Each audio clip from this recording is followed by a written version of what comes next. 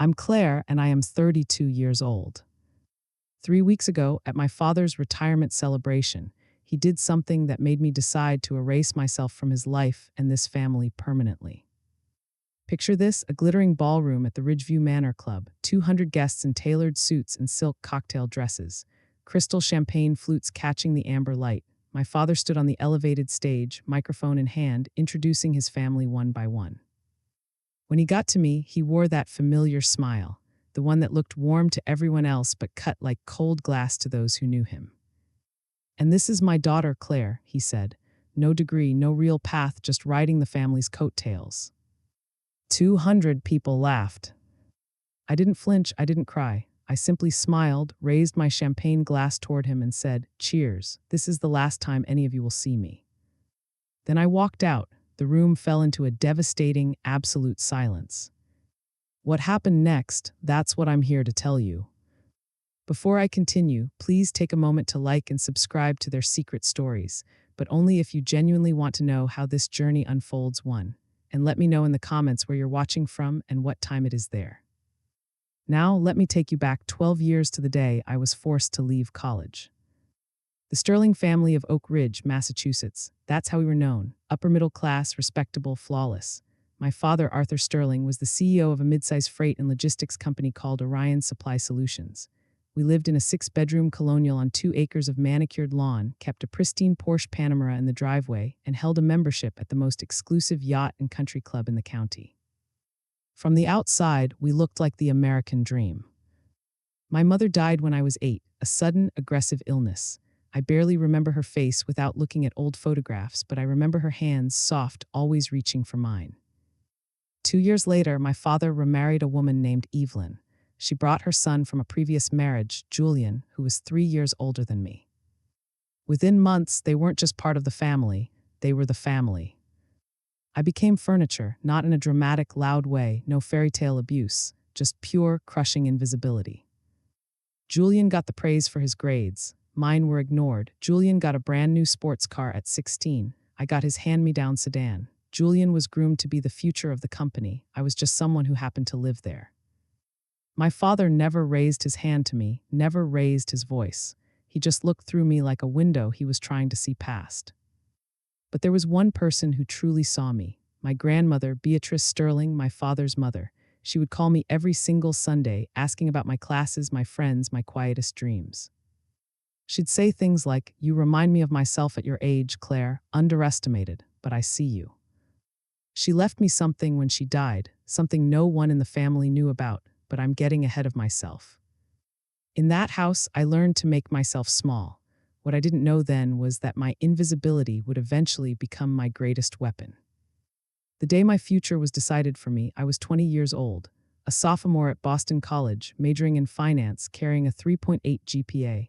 I had plans, dreams, and an application sitting on my desk for a prestigious summer internship in Paris. My father called me home on a Wednesday. "Family meeting," he said. Those 2 words had never brought good news. I found him in his private study, heavy mahogany desk, leather high-back chair, walls lined with leadership awards and corporate plaques. Evelyn stood beside him, her hand resting supportively on his shoulder, a united front. "Claire," my father began, not looking up from his tablet, "we need to make some sacrifices as a family. Julian has been accepted into the MBA program at Columbia. It's an incredible opportunity." My heart rate didn't even spike. I already knew where this path was leading. "We can't comfortably fund both your undergraduate tuition and his graduate program right now," he continued. "So we've decided you'll take a break from school, just for now. Julian's career will ultimately benefit the entire family." Evelyn nodded, her voice dripping with honeyed sweetness. "A girl doesn't need a corporate degree to have a beautiful life, Claire. You'll find a nice husband someday. That's what really matters." I sat there frozen, not because I was surprised. I'd spent 12 years learning never to expect fairness, but because some small, foolish part of me had still hoped. "You said you'd support my education," I heard myself whisper. "You promised Mom before she passed." My father's jaw tightened. "Circumstances change. When the company's cash flow stabilizes, I'll make it up to you." He never did. What I found out later, through a cousin's careless slip of the tongue, was that there was plenty of money. They simply chose not to spend it on me. I didn't argue that day. I just nodded, stood up, and left. But inside, I made a silent promise to myself. This was the absolute last time I would ever let anyone else decide what I was worth. I moved to Chicago with $2,500 in savings and a single suitcase of clothes that didn't fit the life I was leaving behind. My first apartment was a tiny 400 square foot studio above a bakery in Lincoln Park. The radiator clanked and hissed all night. The walls were thin enough that I could hear my neighbor's television. I ate instant ramen for dinner and survived on day-old bagels from the cafe where I worked morning shifts. But here's the thing about hitting the absolute bottom. You can't fall any further. I eventually got a job as an administrative assistant at a small logistics and freight firm. Entry-level, basic wage, but it came with health benefits. The owner, a gruff, self-made man named Robert Vance, saw something in me that my family had spent a lifetime ignoring. "You've got a sharp mind, Claire," he told me one afternoon. "Don't let it go to waste." So I didn't. I stayed late. I memorized every shipping route, every warehouse system, every billing process. I spent my nights taking free online university courses, supply chain management, operations, business theory. The internet became my lecture hall. I never called home. I didn't ask for a single dollar. When my father's administrative assistant sent me a birthday card with a $50 check signed by the family, I tore it into pieces and threw it in the trash. 4 years after leaving Massachusetts, I had saved enough to launch my own operations consulting firm, Zenith Operations Group, LLC. Just me, a laptop, and a rented desk in a drafty co-working space. I deliberately kept my name off everything public. No LinkedIn profile, no press releases, no corporate photos. All business was conducted under the company name, routed through my attorney. Why the secrecy? Because I knew my family. If they ever discovered I was succeeding, they would find a way to take credit for it, or they would find a way to tear it down. Some people build empires to prove their worth to the world. I built mine in complete silence, because silence was the only language my family had ever taught me. Grandmother Beatrice passed away 2 years ago when I was 30. I flew back to Massachusetts for the funeral. I sat in the very back pew of the chapel, watching my father deliver a polished eulogy about a remarkable woman who dedicated her life to her family. The irony was so thick I could taste it. At the reception, I kept to the shadows. No one seemed to notice I was even there, which was exactly how I wanted it. But 3 days after I returned to Chicago, I received a call from an attorney I'd never heard of, Clara Montgomery, from a firm specializing in estate planning. "Miss Sterling, I represent your grandmother's private estate," the lawyer said. "She established a trust fund in your name 8 years ago, with explicit instructions that no other member of the family be informed of its existence." I nearly dropped my phone. The trust contained $800,000. "She left a letter for you as well," Clara continued. "Would you like me to read it?" My voice was barely a whisper when I said yes. "My dearest Claire," Clara read, "I know what they did to you. I know about the tuition, the broken promises, all of it. I argued with your father until I had no words left. He wouldn't listen. He never does. This money is yours. No strings, no conditions. Use it to build the life you deserve, the life they tried to take from you. Remember what I always told you. Never let anyone say you are not worthy. When they finally see your worth, it will be too late for them. I believe in you. I always have. All my love, Grandmother Beatrice." I used a portion of that capital to expand Zenith Operations Group. The rest I kept in reserve, a safety net for a day I hoped would never come, but always knew might. Let me tell you about Zenith Operations Group today. We have 15 full-time employees, $4 million in annual revenue, and offices on Michigan Avenue in Chicago, the kind of prestigious address that makes people take you seriously before you even open your mouth.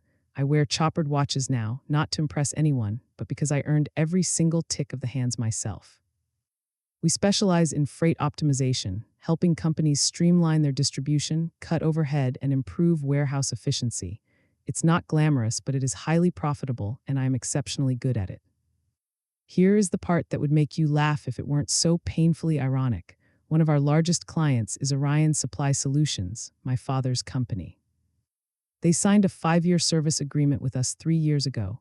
We handle their entire route optimization, warehouse management systems, and carrier negotiations. That single contract accounts for roughly 40% of their annual operational savings. My father has absolutely no idea. All communication goes through my management team.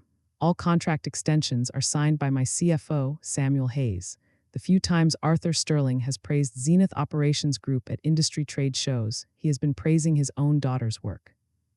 The daughter, he told everyone, was worthless. 3 weeks ago, I received a formal, gold-embossed invitation to his retirement party. Arthur Sterling requests the pleasure of your company. I almost threw it in the recycling bin. Almost. But then I thought about grandmother Beatrice. I thought about 12 years of silence, every broken promise, and every door slammed in my face. I RSVP'd yes, not because I wanted a reconciliation, not because I hoped they had changed. I went because I knew, with absolute certainty, that my father would do something unforgivable, and when he did, I wanted to be standing there to say goodbye on my own terms. I just didn't realize how right I would be. The Ridgeview Manor Club hadn't changed in 30 years. Same Waterford crystal chandeliers, same pretentious valet service, same crowd of old money pretending they belonged together. I wore a simple, elegant black Armani silk dress, my grandmother's pearl drop earrings, my choppered watch, and carried a Bottega Veneta handbag. Everything I wore I had bought with my own hard-earned money. That mattered to me far more than the designer labels.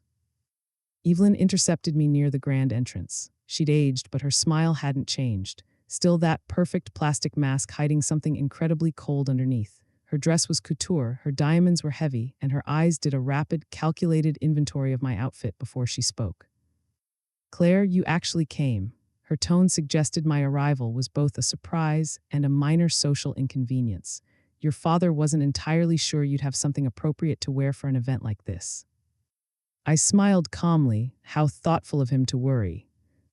Inside, 200 guests mingled beneath the warm glow of the chandeliers. The power players of the state's business scene, bankers, attorneys, logistics executives. I recognized several faces from my father's old dinner parties. None of them recognized me. Julian swept past with a model-thin blonde on his arm, not even glancing in my direction. He was loudly explaining his grand vision for the company's future to a group of local investors. Classic Julian, all confidence, zero substance. I found my seat assignment, table 14, a far corner near the kitchen service doors, seated with distant acquaintances of the family I had never met, not the family table, not even close. I wasn't surprised, but I filed it away. A waiter offered champagne. I took a glass. Across the room, I caught my father's eye. He gave me a brief, dismissive nod, then turned back to his conversation. The evening was just beginning, and I had a front row seat to my own family's contempt. I've learned over the years that the most valuable information comes from staying quiet and keeping your ears open. From my corner table, I watched and listened. The acoustics in that ballroom carried voices remarkably well. My father was holding court near the bar, surrounded by business associates. I heard him mention operational restructuring and supply chain efficiency. Zenith Operations Group has been completely transformative for us, he was telling a silver-haired man I recognized as a major shipping executive. They are the absolute backbone of our logistics now. Whoever runs that firm is a sheer genius. The other man nodded. I've been trying to get a meeting with their leadership for months. An incredibly private operation. Do you know who's behind it? My father shrugged, never met them in person. Everything is handled through their legal counsel and account managers. But honestly, I don't care who they are as long as they keep saving us millions. I took a slow sip of champagne to hide my smile. My phone buzzed in my bag, a text from Samuel, my CFO. Contract renewal docs from Orion Supply Solutions arrived today. They're asking for another 5 years, waiting on your directive. I typed back, I'll have an answer for you by the end of the week. What my father didn't know, what no one in that room knew, was that Zenith's contract with Orion was up for renewal. If we walked away, they would lose 40% of their operational efficiency overnight. In logistics, that isn't just a setback, it's a slow-motion car crash. I hadn't decided what to do yet. Part of me wanted to keep the professional relationship separate from the personal toxicity, but as I watched my father bask in praise for his company's success built directly on my labor, I felt something shift. Tonight would determine everything. I needed a refill on my glass, or maybe I just needed to move to shake off the rising tension in my chest. Near the bar, I ran into the extended family firing squad. Aunt Miriam, Evelyn's younger sister, spotted me first. Her face quickly morphed from surprise to pity to deep condescension. "Claire, oh my goodness, I almost didn't recognize you. She looked me up and down. You look, well, are you still up in Chicago doing whatever it is you do? Operations consulting, I said evenly. Supply chain optimization. Oh, how nice. The way she said it made it sound like I had just told her I collected seashells. Are you seeing anyone? Your father mentioned you're still single. 32, right? Time really flies. Before I could answer, Uncle Charles joined them. Arthur was just telling me you're still trying to find your footing. There's no shame in being a late bloomer, Claire. I suppose not everyone is cut out for traditional success. I realized with cold clarity what had happened. My father had briefed them, establishing the narrative of the struggling, disappointed daughter before I had even stepped foot in the building. Arthur said you had some emotional difficulties after leaving school, Aunt Miriam continued, lowering her voice to a conspiratorial whisper. Mental health struggles. It's so brave of you to show up tonight despite all of that. I felt my grip tighten on my champagne glass. Not from hurt, I was long past letting them hurt me, but from the sheer audacity of the lie. I appreciate the concern, I said, keeping my voice perfectly steady, but I'm doing exceptionally well actually, better than I've ever been. They exchanged glances, the kind that whispered, poor girl doesn't even realize how far she's fallen. I excused myself before I said something I might regret, but a plan was already taking shape in my mind, cold, clear, and absolute. Julian caught up with me on the outdoor terrace overlooking the darkened golf course.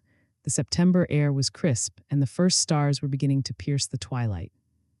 Well, well, his voice sneered from behind me, the prodigal daughter returns. I didn't turn around, Julian. He stepped up beside me, close enough that I could smell his heavy cologne. Dad's about to give his speech. Just wanted to make sure you weren't planning on causing any dramatic scenes. Why would I do that? Because you've always been bitter. He said it as if it were a proven law of physics. The way you threw a tantrum after the tuition decision, the way you fled to Chicago like a wounded animal, you've never gotten over it. I heard you started some little consulting gig up there playing businesswoman. How long until it folds? 6 months, a year, then you'll come crawling back, begging Dad for a handout. I turned and looked at my stepbrother in his designer suit, his luxury watch, his perfectly coiffed hair. Is that the story you tell yourself? His eyes hardened. You're weak, Claire, you always have been. I could have told him right then about Zenith. I could have told him about the contract, about how his precious future as CEO was resting entirely on the shoulders of the sister he despised. But I didn't, because some revelations require the proper stage. You can believe whatever makes you feel secure, Julian, I said, starting to walk past him. But I promise you this, after tonight, you're going to wish you had treated me very differently. His dismissive laugh followed me back inside. He had no idea what was coming. None of them did. The ballroom lights dimmed. A single spotlight illuminated the center of the stage. My father climbed the steps to thunderous applause, the great patriarch of Oak Ridge Logistics taking his final bow. Thank you, he said, his voice carrying that practiced, charismatic warmth he had spent decades perfecting. 40 years in this industry, it's been one hell of a ride. Laughter, more applause. He began his speech, thanking his board, his legal team, his mentors, taking credit for every milestone. Then came the family portion. I couldn't have achieved any of this without my incredible wife, Evelyn, he gestured to her table. 30 years of putting up with late nights and business trips. You're a saint. More applause. Evelyn dabbed at her dry eyes, perfectly on cue. And my son, Julian, who will be taking the reins as CEO this January. Arthur beamed with pride. The future of Orion Supply Solutions. I couldn't be prouder. A standing ovation. Julian stood and waved, the picture of corporate royalty. Then my father's eyes locked onto me, and something mean flickered in his expression. And of course, my daughter, Claire. The spotlight swung, blinding me for a second as it centered on my table. I felt 200 pairs of eyes lock onto me. No degree, no real career, just riding the family's coattails. He paused, letting the silence build for comedic effect. But hey, at least she showed up tonight. Maybe someday she'll find a wealthy husband to take care of her. The room erupted in laughter. Genuine, hearty laughter from people who thought they were sharing a light-hearted family joke, entirely blind to the cruelty dressed up as comedy. I sat perfectly still. I didn't flinch. I didn't look away. I simply waited for the laughter to subside. And then I stood up. The room fell quiet as I rose to my full height. I could feel every eye on me, some pitying, some curious, some waiting for the unstable daughter to finally break down. I picked up my champagne glass slowly, deliberately. My father's smile faltered just a fraction. He hadn't expected a reaction. I was supposed to sit there and take it, just like I always had. I raised my glass directly toward him on the stage. "Congratulations on your retirement, Dad." My voice was calm, clear, and carried perfectly across the silent room. 40 years in business, quite an achievement. You taught me a great deal about sacrifice, about endurance, and exactly what kind of loyalty family can expect from you. The silence was absolute now. I could hear the faint clink of ice in a glass across the room. "So here's to you." I lifted the glass higher. "Cheers. This is the last time any of you will see me." I set the glass back down on the table, completely untouched. Then I picked up my Bottega Veneta bag, turned, and walked toward the exit. My heels clicked sharply against the hardwood floor, the only sound in the massive, cavernous room. I didn't rush. I walked with my spine straight and my head held high. Behind me, there was nothing but a heavy, devastating silence. Someone gasped, a quiet whisper rippled through the back, but mostly there was just the echo of my footsteps as 200 people tried to process what they had just witnessed. The daughter who was supposed to be broken had just walked out entirely on her own terms. I pushed through the heavy double doors and stepped out into the cool night air. For the first time in 12 years, I felt like I could actually breathe. I was almost to my car, a black Audi e-tron GT with a custom plate that read Zenith 88, when I heard hurried footsteps scrambling behind me. Claire, stop right there." It was Evelyn's voice, shrill and furious. I kept walking. "What do you think you're doing?" She grabbed my arm, spinning me around. Her face was flushed red under the parking lot lights, her carefully constructed composure completely shattered. "Do you have any idea what you just did? You humiliated your father in front of his entire network." I looked down at her hand on my arm until she slowly let go. "I humiliated him?" I asked quietly. "I think you have that backward." My father appeared behind her, his face dark with rage. He was glancing back toward the club windows, clearly calculating how many guests were watching from inside. "Get back inside," he commanded, his voice low and dangerous. "Apologize right now." "No." The word hung between us, heavy and unyielding. "This isn't a negotiation, Claire. I am your father. I am telling you to go back in there."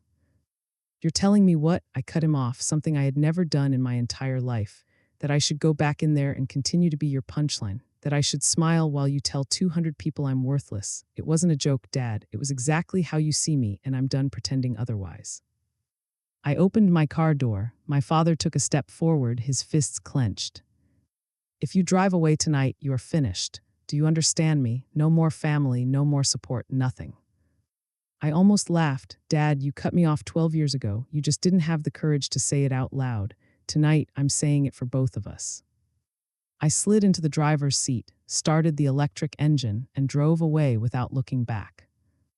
I pulled into a highway rest stop about 20 minutes outside of Oak Ridge. I sat in the quiet cabin of my car, hands resting on the steering wheel, just breathing. Let me step out of the narrative for a brief moment to speak to you directly. I know some of you watching this here on their secret stories have experienced something incredibly similar. Maybe it wasn't a grand retirement party, and maybe there weren't 200 witnesses, but you know that crushing feeling of being the designated family disappointment, the one they speak about in hushed whispers, the one whose achievements they refuse to acknowledge. I know you understand what it's like to smile through the pain, because making a scene would only prove them right. If you've ever loved people who made you feel entirely invisible, this story is for you. So I have a question for you. If any of this strikes a chord within you, please drop a comment, share your experience, or just let me know where you're watching from, because knowing we aren't alone in this, it means more than you can imagine. And if you want to know how this ends, because trust me, the next chapter is where the scales truly balance, make sure you're subscribed to their secret stories and have the notification bell turned on. What my father discovered in the weeks following that party, well, let's just say he learned exactly how wrong he was about me. Now back to the story. The morning after the party, I woke up in my Chicago apartment feeling lighter than I had in a decade, but I knew this wasn't the end. Families like mine don't let go easily. They would try to control the narrative, spin the events, and paint me as the unstable villain. What they didn't know was that I held a hand they couldn't possibly beat. The following week began with a barrage of text messages. Not from my father, he was far too proud, but from aunts, cousins, and old family friends who had suddenly developed a deep concern for my mental health. Claire, I heard about what happened at the club. Your dad says you're going through a rough patch. Do you need help? Miriam told me you had some kind of breakdown. We're all so worried, sweetie. Your father loves you, he just wants the best. Maybe you should apologize. The script was already being written. Poor, unstable Claire having an episode at her father's celebration. Arthur Sterling, the patient, grieving father, doing his best with a troubled child. I didn't reply to a single one. Then came a much more interesting call on Tuesday afternoon. A Massachusetts number I didn't recognize. I decided to answer. Miss Sterling, my name is James Crawford. I'm a senior partner representing Orion Supply Solutions. The voice was slick and corporate. I'm calling on behalf of your father. He'd like to discuss mending fences. Really? Yes, and between you and me, Claire, there's been some rather unusual chatter regarding your connection to certain business entities. Rumors, most likely, but Richard thought it would be best to clear the air. My chest tightened. What kind of rumors, Mr. Crawford? Well, something regarding our consulting partners at Zenith Operations Group. Someone claimed they saw you leaving their executive offices in Chicago. I'm sure it's just a misunderstanding. They were fishing. I'm not sure what you're referring to, I said coolly, but please inform my father that I have absolutely nothing to discuss with him. I hung up. They were getting close, too close. It was time to stop playing defense. While I was ignoring texts in Chicago, my father was facing a massive crisis of his own back in Massachusetts. I learned later from internal sources exactly what happened in their executive boardroom. Arthur Sterling had walked into what should have been a routine quarterly planning meeting. Instead, his CFO looked pale, sliding a thick manila folder across the table. We have a severe problem with Zenith Operations Group, the CFO said. Their contract is up for renewal in 6 months, and they haven't responded to any of our extension proposals. My father frowned, so send another draft, sweeten the terms if you have to. We've tried 3 times, Arthur. Their legal team just replies with under review and refuses to engage. Then call their executive team directly. The CFO shifted uncomfortably. Arthur, Zenith is incredibly tight-lipped. No one meets their ownership. Everything goes through intermediaries. We have never actually met the principal owner in the 3 years we've worked with them. A heavy silence filled the room. If they walk away, the CFO continued, we lose 40% of our distribution efficiency overnight. Our margins will collapse. It would take us at least 18 months to source and integrate a replacement. In this market, that's a death sentence. I know what it means, Arthur snapped, staring at the folder. Something was nagging at him. The timing, the sudden silence right after the retirement party. Find out who owns that firm. I don't care what it costs. Get me a name by the end of the week. What Arthur Sterling didn't know was that the name he was searching for was already written on his own family tree. On Thursday evening, my phone lit up with Evelyn's name. I decided to answer, driven by sheer curiosity. Claire, sweetheart, her voice was pure sugar, a masterclass in performance. I've been so worried about you. Have you?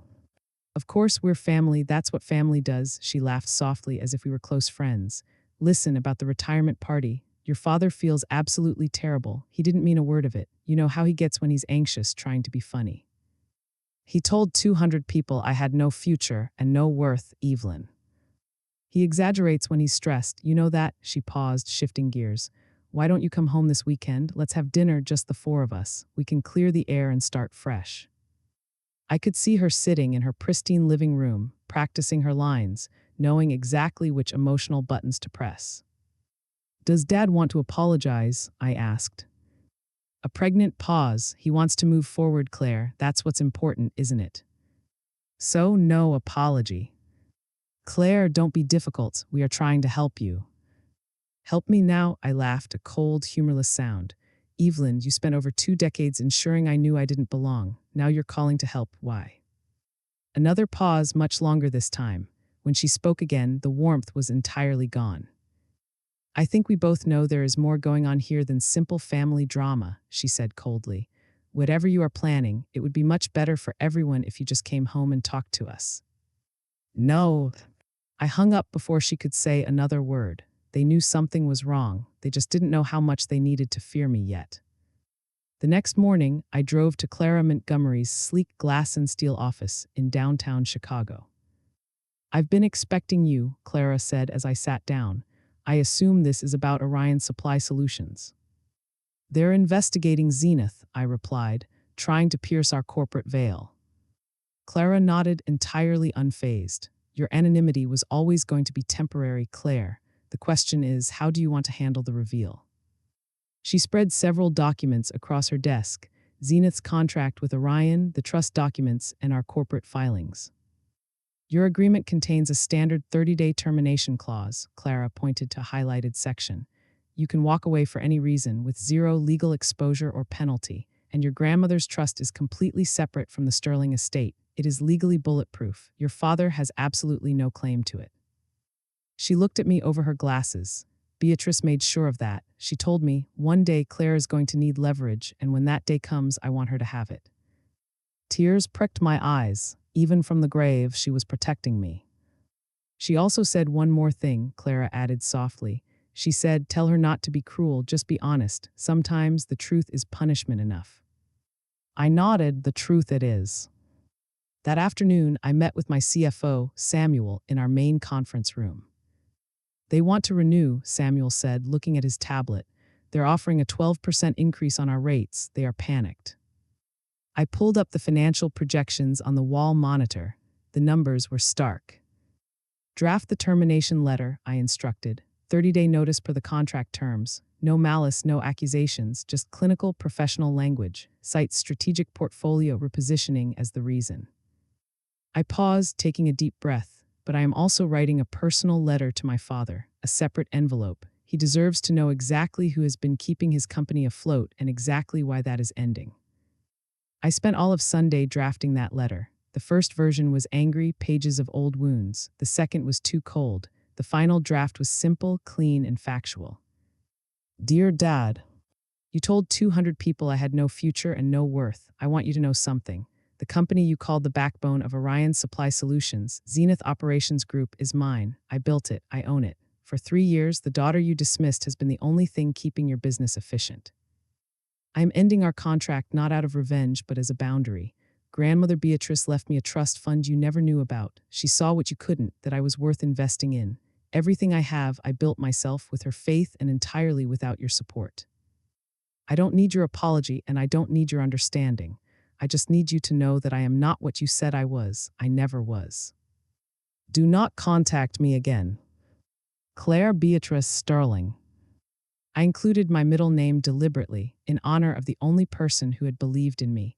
I also enclosed a copy of Zenith's incorporation papers, with my name clearly listed as the sole proprietor. On Monday at 9:00 a.m., the courier confirmed delivery. The package was signed for at Orion headquarters. By noon, my phone had 12 missed calls, 8 urgent texts, and 2 frantic voicemails from Arthur, Evelyn, and Julian. I ignored all of them. I had waited 12 years for this moment. They could wait a few hours. At 2:00 p.m., my receptionist knocked on my office door. "Miss Sterling, there is a family in the lobby demanding to see you immediately. They say it's an emergency." They had driven 5 hours from Massachusetts to Chicago in a state of pure panic. "Send them to conference room B," I said, smoothing my blazer. "I'll be there in 5 minutes." Conference room B had glass walls. I wanted my team to see the meeting, ensuring it remained strictly professional.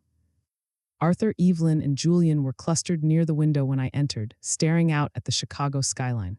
My father turned to face me. His face was gray, looking older than I had ever seen him. "Claire," his voice cracked, "what is the meaning of this?" "Hello, Dad, Evelyn, Julian." I sat at the head of the table. "I assume you read my letter." "Your letter?" Julian stormed forward, slamming his hand on the table. "You can't do this. This is a joke." "Sit down, Julian," I said, my voice quiet but absolute. "I will not speak to you if you yell."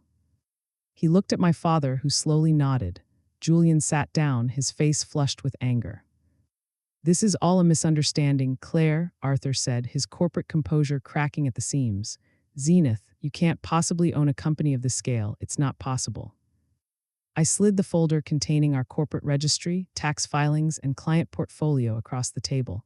For 3 years, your company signed contracts with mine. You praised my work at industry events. You just didn't know you were praising me. Evelyn's face had gone pale, but you don't even have a degree. You were just a disappointment, I finished for her. I was a 20-year-old forced to sacrifice her future. I built this anyway. Arthur stared at the documents. I apologize, he muttered, the words sounding foreign and painful coming from him. I apologize for what I said at the party. Is that what you need to hear? Now let's talk about the contract. You're apologizing because you need my services, I said. That's not an apology, that's a transaction. For God's sake, Claire, Julian snapped. Do you know what happens if you pull this contract? We'll have to lay off 20% of our staff. You're destroying us out of petty revenge. It's not revenge, Julian, it's a business decision. You chose to let your company become entirely dependent on a single vendor. That's poor management, not my fault. You could have told us, Evelyn pleaded. We could have worked this out. When you told me I didn't need an education because I'd just find a husband. When you spread rumors that I was mentally unstable. She had no answer.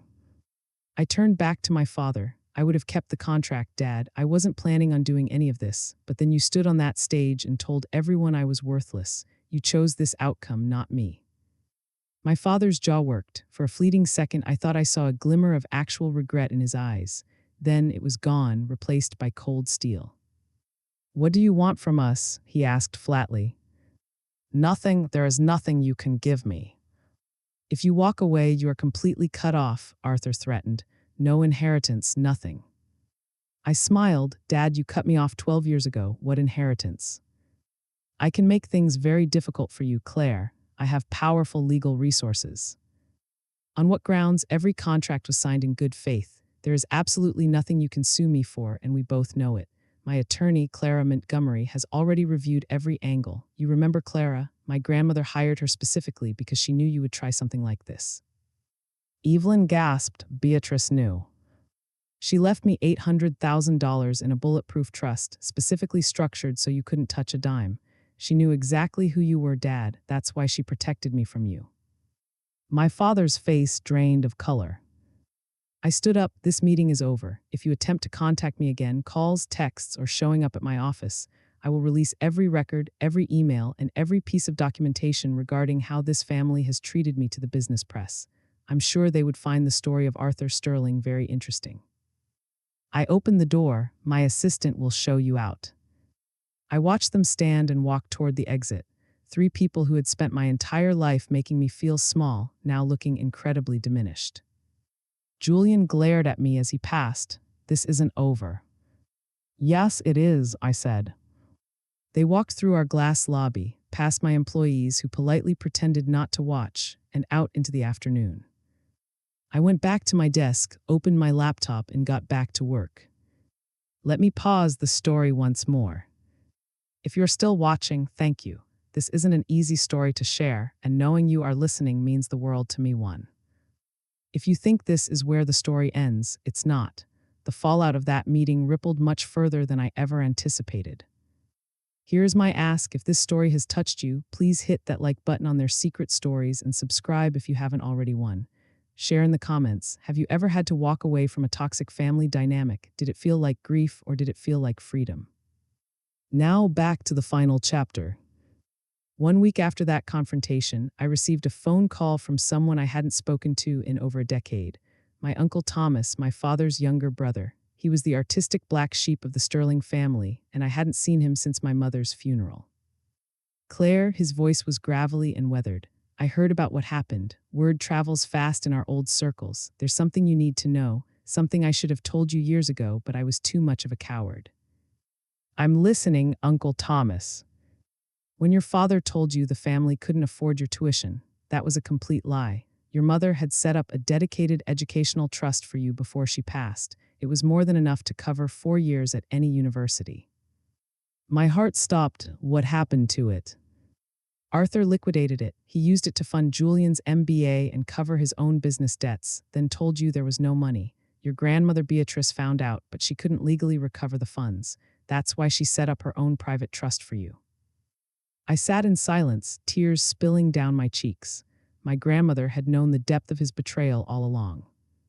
2 months after I terminated the contract, the public consequences hit Orion Supply Solutions. The company announced a 20% workforce reduction, laying off 70 employees right before the winter holidays. Julian's reputation as the new CEO was shattered before he even got started. Arthur was forced to come out of retirement to manage the public relations crisis, but the damage to their reputation was done. Word of the retirement party had spread. The business community realized that the daughter Arthur had publicly humiliated was actually the very consultant who had been keeping his company profitable. At a recent industry gala, my father reportedly sat entirely alone. In high society business circles, reputation is everything, and his was in ruins. I didn't feel victorious, I just felt a profound sense of peace. The truth had done the heavy lifting all on its own. 6 months later, I sat in a therapist's office in Chicago. "Do you regret walking away?" the doctor asked me. "No," I replied. "I regret that it had to come to that, but I don't regret protecting myself." Today, Zenith is thriving. We've diversified our client portfolio, hired new talent, and moved to a larger office overlooking the harbor. I have dinner with Uncle Thomas once a month, and he tells me stories about my mother, how fierce, stubborn, and resilient she was. "You are just like her, Claire," he told me recently. "She would be so incredibly proud of you." I still keep a photo of grandmother Beatrice on my desk, and I visit her grave whenever I return to Massachusetts, leaving fresh flowers and sharing updates on my life. My father thought he was teaching me a lesson at that retirement party. Instead, he handed me my freedom. If you are currently in a family that makes you feel invisible, please hear me. Your worth is not determined by their inability to see you. It is determined by what you choose to build with your own 2 hands. Thank you for listening to my journey here on their secret stories. Remember, you are never what they said you were. Until next time, this is Claire, and I am finally free.